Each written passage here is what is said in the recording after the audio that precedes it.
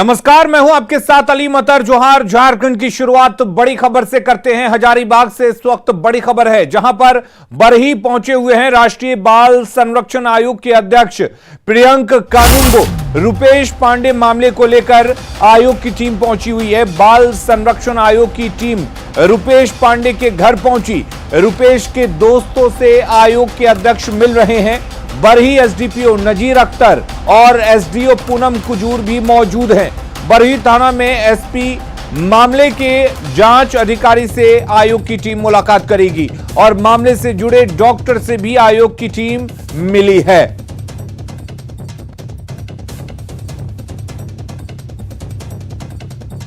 तो बाल संरक्षण आयोग की टीम बरही पहुंची है। हजारीबाग के बरही में इस वक्त बाल संरक्षण आयोग की टीम मौजूद है, जो रुपेश हत्याकांड मामले की जांच के लिए पहुंची हुई है। और इस दौरान रुपेश के परिजनों से यह टीम मुलाकात करेगी, जांच अधिकारियों के साथ मुलाकात होगी, डॉक्टरों के साथ मुलाकात हो चुकी है जो रुपेश पांडे के पोस्टमार्टम में शामिल थे। इसके साथ ही रुपेश के दोस्तों से भी आयोग की टीम मिल रही है। जानने की कोशिश हो रही है कि उस दिन असल में हुआ क्या था और कैसे यह विवाद इतना बढ़ गया कि रुपेश की पीट पीट कर हत्या कर दी गई थी। और रितेश लोहानी इस खबर पर ज्यादा जानकारी के लिए जुड़े हुए हैं। रितेश, क्या कुछ जानकारी है? जी, मैं बता दूं कि लगातार रुपेश पांडे की हत्या के बाद से झारखंड के तमाम राजनीतिक गलियारों में एक अजीब सी गर्मी छाई हुई थी इस पूरे मामले को लेकर के, जहां सत्ता और विपक्ष दोनों एक दूसरे पर लगातार हमलावर दिख रही थी। वहीं स्थानीय लोग भी कहीं ना कहीं इंसाफ और न्याय की मांग करते हुए दिख रहे थे, जिसके बाद राष्ट्रीय बाल अधिकार संरक्षण आयोग दिल्ली ने इस पूरे मामले पर संज्ञान लेते हुए आज हजारीबाग एसपी से मुलाकात की है। वहीं इस केस से जुड़े हुए तमाम जो भी जांचकर्ता अधिकारी हैं, डॉक्टर जिन्होंने रुपेश का इलाज किया था, जिन्होंने रुपेश का अंत परीक्षण किया था, उन सबों से मिलने के बाद अंत में वो रुपेश का परिवार से मिलने आए। उनसे अकेले बंद कमरे में उन्होंने बात की, जिसके बाद रुपेश के साथ घटना वाली रात में जो 3 उसके दोस्त थे उनसे भी उन्होंने अलग में अकेले में बातचीत की है। चूंकि मैं बता दूं कि वो पहली बार मीडिया के सामने वो बच्चे आए हैं।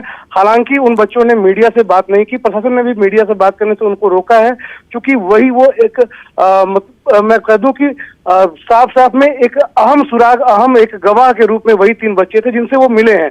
और अभी तुरंत वो मीडिया से भी बात कर रहे थे और उन्होंने बताया है कि कहीं ना कहीं इस जांच में बाल अधिकार से जुड़े कुछ मामलों पर पुलिस ने ध्यान नहीं दिया है, जिसकी वो रिपोर्ट अपनी जो रिपोर्ट बनाएंगे उसमें भी दर्ज करेंगे। वहीं उन्होंने कहा है कि ये सुनिश्चित होगा कि ये जांच बहुत ही प्रायोरिटी रखते हुए की जाए, ताकि इस बच्चे को इंसाफ मिले। वहीं इस पूरे मामले में जो 3 गवाह हैं वो भी नाबालिग हैं और उन्हें किसी भी प्रकार से रितेश, बाल संरक्षण आयोग की टीम पहुंची हुई है। क्या इस टीम ने मीडिया के सामने कुछ बातें रखी हैं? जो जांच चल रही है, क्या उस जांच पर सवाल उठाए हैं या संतुष्टि जताई है?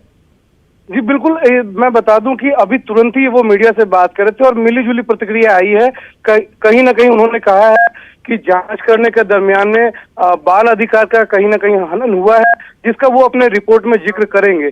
वहीं उन्होंने कड़े शब्दों में प्रशासन को भी ये निर्देश कहे या फिर उन्हें ये कहा है कि जो 3 गवाह हैं जो वो भी नाबालिग हैं, उन्हें किसी भी प्रकार से प्रताड़ित ना हो और उनके सुरक्षा की भी जिम्मेदारी प्रशासन की सुनिश्चित हो, ऐसी निर्देश उन्होंने जिला प्रशासन को भी दी है। जी रितेश, एसपी से भी मुलाकात करने वाली है बाल संरक्षण आयोग की टीम, क्योंकि पुलिस प्रशासन पर लोगों ने गंभीर सवाल खड़े किए थे कि पुलिस प्रशासन लापरवाही बरत रहा है दोषियों को पकड़ने में, और उस वक्त भी लापरवाही थी और शायद इसी का नतीजा है कि रितेश आज माफ कीजिएगा, रुपेश जो है वो इस दुनिया में नहीं रहा। जी, मैं बता दूं कि घटना के दिन से ही लोगों में काफी आक्रोश था। पूरे मामले में 4 FIR लॉन्च हुए हैं। लगातार स्थानीय लोग, रुपेश के परिवार लोगों ने प्रशासन के कार्रवाई पर भी सवाल उठाया है। जो गवाहों के बयान दर्ज किए गए थे उसे 164 के तहत दर्ज करना था, लेकिन प्रशासन स्थानीय लोगों ने कहा है कि 164 के तहत उनकी बयान दर्ज नहीं की गई है, जिस पर भी हालांकि ये पूरी आयोग की जो टीम आई थी, स्वयं आयोग के अध्यक्ष आए थे, उन्होंने हजारीबाग डीसी और हजारीबाग एसपी दोनों से मुलाकात की है। इस बात पर उन्होंने कोई भी चर्चा मीडिया से नहीं की, लेकिन उन्होंने कहा है कि जो कुछ भी वो आज के दिन देख रहे हैं और यहाँ इन्वेस्टिगेट कर रहे हैं, जो भी इंक्वायरी हुई है, वो पूरी बात वो सत्यता के साथ अपनी रिपोर्ट में दर्ज कराएंगे। चलिए, बहुत बहुत शुक्रिया आपका तमाम जानकारी देने के लिए। लोहरदगा में नक्सलियों के खिलाफ चल रहे सर्च अभियान के दौरान शुक्रवार रात हुए नक्सलियों के साथ मुठभेड़ के बाद नक्सलियों की गिरफ्तारी में नक्सलियों के फोटो और पहचान सामने आई है, जिनमें 2 महिला नक्सली समेत 9 लोग हैं। फिलहाल इनकी गिरफ्तारी की आधिकारिक पुष्टि नहीं हो पाई है। वहीं नक्सलियों से पूछताछ की जा रही है। पकड़े गए नक्सली में 10 लाख के हार्डकोर इनामी नक्सली बलराम उरांव सहित 8 अन्य नक्सली हैं, जिनमें दशरथ खेरवार, शैलेश्वर उरांव, शैलेंद्र नागेसिया, शीला खेरवार, लीलावती देवी, मार्कुस नागेशिया, बीरेन कोरवा, मुकेश कोरवा हैं। वहीं आज भी सुरक्षा बलों का सर्च ऑपरेशन जारी है।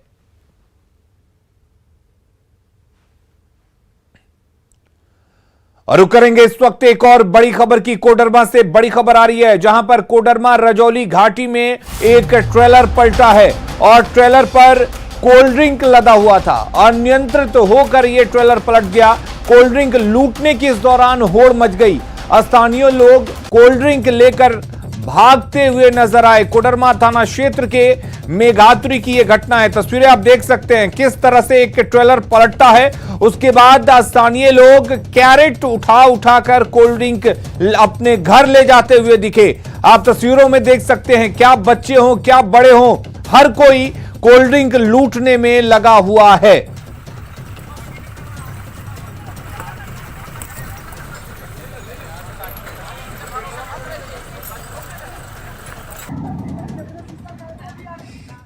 और अगली खबर धनबाद से है, जहां बेकाबू ट्रक ने मंदिर की दीवार में टक्कर मार दी। टक्कर के कारण मंदिर की दीवार क्षतिग्रस्त हो गई। हादसा धनबाद पुरुलिया मुख्य मार्ग स्थित जोगीडी के पास की बताई जा रही है। घटना में किसी के हताहत होने की सूचना नहीं है। स्थानीय लोगों के मुताबिक तेज रफ्तार ट्रक मंदिर की दीवार से टकरा गया, जिसके कारण मंदिर की दीवार क्षतिग्रस्त हो गई, जिसके कारण सड़क पर आवागमन ठप हो गया। घटना का मुख्य कारण तेज रफ्तार को बताया जा रहा है।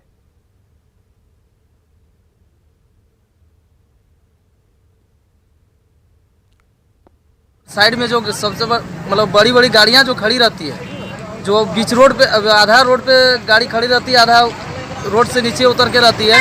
ये और ये टर्निंग है। हम लोग को जहाँ तक अंदाजा लग रहा है कि ये टर्निंग के कारण ऐसी घटना हुई है कि रोड किनारे गाड़ी भी खड़ी है और जब टर्निंग होती है तो आगे दिखाई भी नहीं पड़ती है, कोई भी गाड़ी आती है। खबर धनबाद से है, जहां कोयला लदा ट्रक एनएच किनारे नाले को तोड़ता हुआ नाले में जा फंसा। घटना की वजह से धनबाद बोकारो मार्ग जाम हो गया। वाहनों की लंबी कतार लगने से 3 घंटे तक जाम की स्थिति बनी रही। वहीं घंटों बीत जाने के बाद भी महुदा पुलिस मौके पर नहीं पहुंची। आशंका है कि ट्रक में अवैध कोयला लदा हुआ है।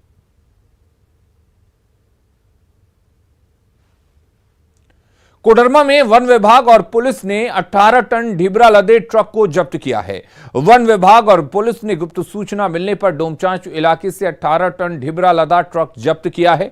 साथ ही एक शख्स को गिरफ्तार भी किया गया है। हालांकि ट्रक का मालिक कौन है, इसका फिलहाल पता नहीं चल पाया है।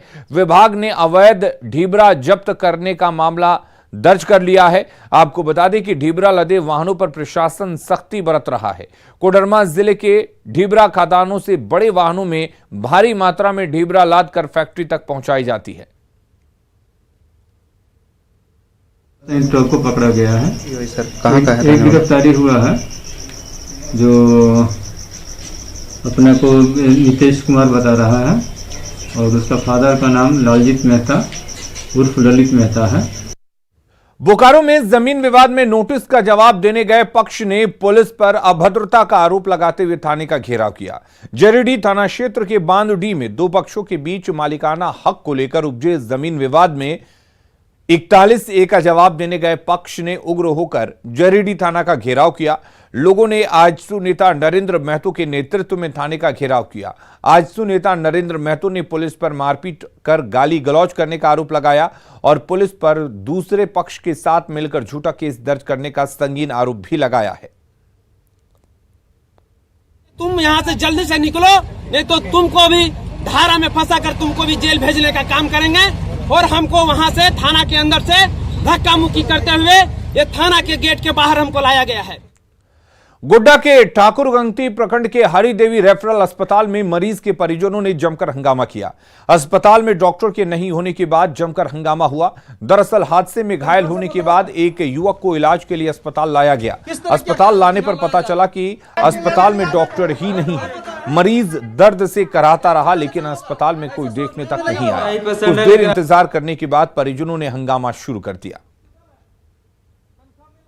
मेरा ही पेशेंट है, लेकिन अभी यहाँ डॉक्टर का पता ही नहीं है, कहाँ है नहीं है। हाँ, कोई पता नहीं, कोई पता नहीं है, कोई बताता भी नहीं है यहाँ का स्टाफ सब। कोई बोलता खाना खाने गया, कोई बोलता मांगा गया। हम वही हाईवा से जो मतलब जो कि बच्चा का जो चोट घाट लगा, यहाँ हम लोग आए हुए हैं। कहाँ पे आए हैं? गंगटी हॉस्पिटल आए हुए हैं। कोई डॉक्टर का पता नहीं, पता कर रहे हैं कहाँ है, कोई बताने वाला है नहीं। डॉक्टर अभी है मौजूद? अभी तो कोई डॉक्टर का पता नहीं कहाँ। जैनियों के विश्व प्रसिद्ध तीर्थ स्थल पारसनाथ के मधुबन में आज से झारखंड प्रदेश कांग्रेस का 3 दिवसीय चिंतन शिविर शुरू हुआ है। झंडोत्तोलन के साथ शिविर का शुभारंभ हुआ। चिंतन शिविर में झारखंड के 24 जिलों से पार्टी के प्रतिनिधि भाग ले रहे हैं। चिंतन शिविर में कांग्रेसी नेता 3 दिनों तक यहां संगठन और सत्ता के बीच समन्वय बनाते हुए संगठन को और मजबूत करने की योजना बनाएंगे। कांग्रेस के चिंतन पर शिविर पर बीजेपी ने चुटकी ली है। वहीं जेएमएम का कहना है कि कोई भी राजनीतिक पार्टी अपनी रणनीति बनाने को लेकर स्वतंत्र है। और चिंता शिविर ज्यादा है क्योंकि इनके विधायकों ने और इनके मंत्रियों ने एक दूसरे पर जिस तरीके के आरोप प्रत्यारोप लगाए हैं। विधायकों ने कहा कि मंत्री बिल्कुल इफेक्टिव नहीं है, इन्हें हटाना चाहिए, और मंत्रियों ने विधायकों पर सरकार को डिस्टेबलाइज करने का आरोप लगाया।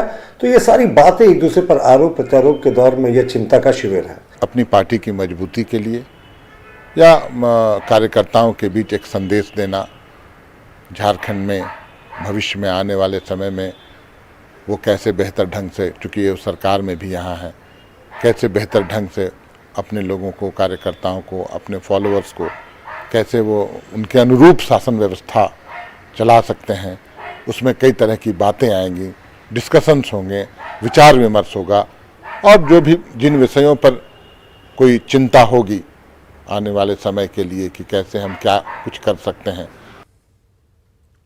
और खबरें लगातार जारी हैं, जल्द लौटते हैं।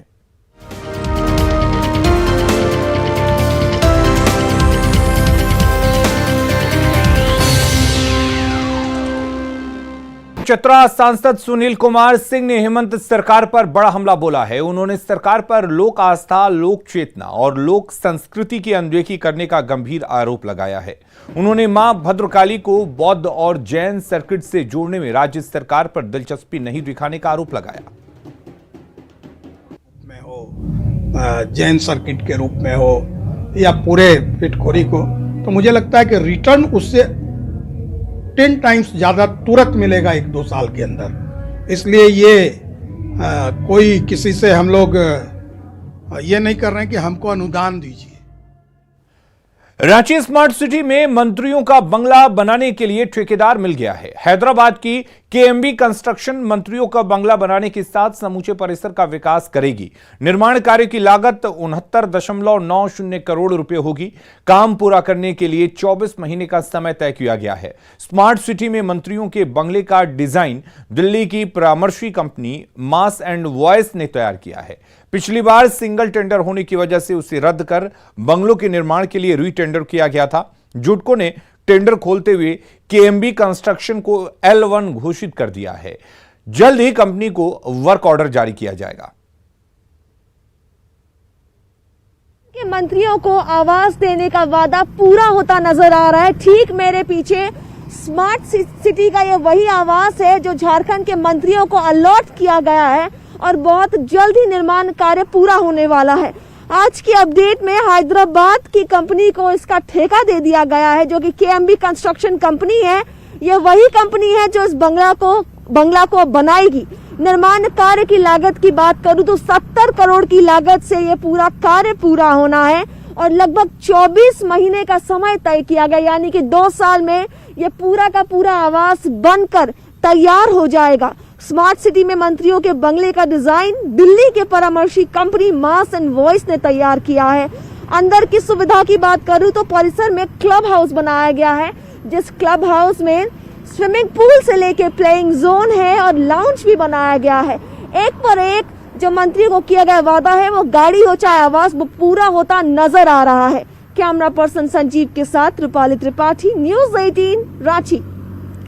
करीब 950 करोड़ रुपए के चारा घोटाला मामलों में आरजेडी अध्यक्ष लालू प्रसाद की मुश्किलें और बढ़ सकती हैं। सीबीआई के स्पेशल कोर्ट पहले ही चारा घोटालों के सभी 5 मामलों में लालू प्रसाद को दोषी करार दे चुकी है। वहीं सीबीआई के बाद अब प्रवर्तन निदेशालय यानी ईडी ने चारा घोटाले से संबंधित 2 कांडों को टेकओवर करते हुए मनी लॉन्ड्रिंग एक्ट में केस दर्ज कर लिया है। इन कांडों में दुमका कोषागार से 3 करोड़ 76 लाख रुपए की अवैध निकासी और दुमका कोषागार से ही 34 करोड़ 91 लाख रुपए की अवैध निकासी का मामला शामिल है। प्रवर्तन निदेशालय की एंट्री से लालू प्रसाद की मुश्किलें बढ़ सकती हैं, क्योंकि ईडी की टीम मनी लॉन्ड्रिंग एंगल समेत आय से अधिक संपत्ति एंगल को खंगालेगी। दोनों मामलों में चूंकि लालू प्रसाद को सजा सुनाई जा चुकी है, ऐसे में उनकी प्रॉपर्टी को अटैच भी किया जा सकता है। लालू प्रसाद फिलहाल रिम्स में एडमिट हैं। डोरंडा कोषागार से 139 करोड़ रुपए की अवैध निकासी मामले में मंगलवार को दोषी ठहराए जाने के बाद अभी लालू प्रसाद को सजा नहीं सुनाई गई है। इस मामले में 21 फरवरी को सीबीआई के स्पेशल कोर्ट लालू को सजा सुनाएगी। सरायकेला के खरसावां में कांग्रेस पार्टी की तरफ से लोगों की समस्याओं को सुना गया। इस दौरान राज्य के स्वास्थ्य मंत्री बन्ना गुप्ता और लोकसभा सांसद गीता कोड़ा मौजूद रहीं। मंत्री और सांसद ने लोगों को उनकी समस्याओं का जल्द निवारण करने का आश्वासन दिया।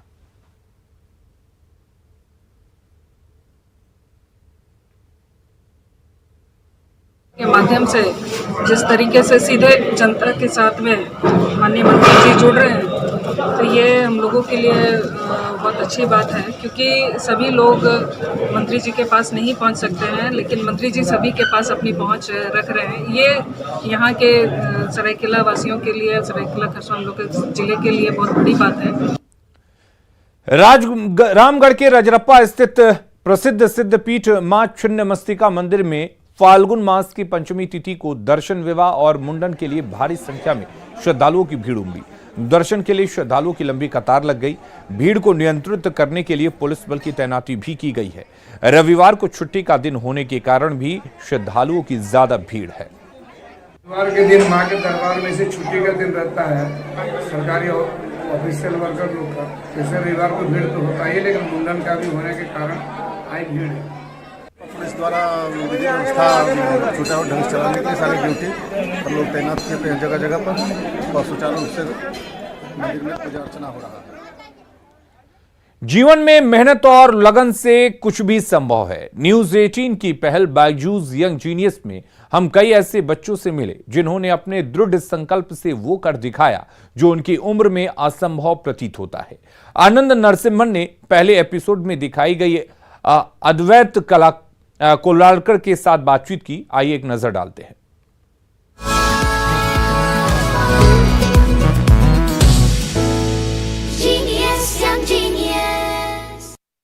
बायजूस यंग जीनियस सीजन 2 का सफर उतना ही रोमांचक था जितना सीजन 1 का।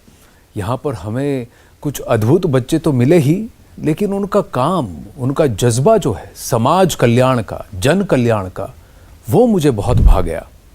Advait, namaste. Can you hear me? Yes, I can. Advait, it was such a pleasure to meet you. Did you enjoy yourself at Baijus Young Genius? I enjoyed it really much. You enjoyed very much. What did you like the most? I liked the most was when I got to meet you and the team who they were very supportive and they took care of my likes and dislikes. You made a beautiful painting for us, you remember? Yes. What did you call that painting? Do you remember what you called it? I called it New Year's Eve at China. But had you already thought about it when you were decided to make it? When I was making it, I knew what I was going to paint. Were you a little nervous? I was feeling nervous and excited. Okay, Advait, God bless you, beta. Wonderful speaking with you, and I'm so happy to have met you. Thank you. Genius, young genius. और खबरें लगातार जारी हैं। अब बने रहिए news 18 Bihar Jharkhand के साथ।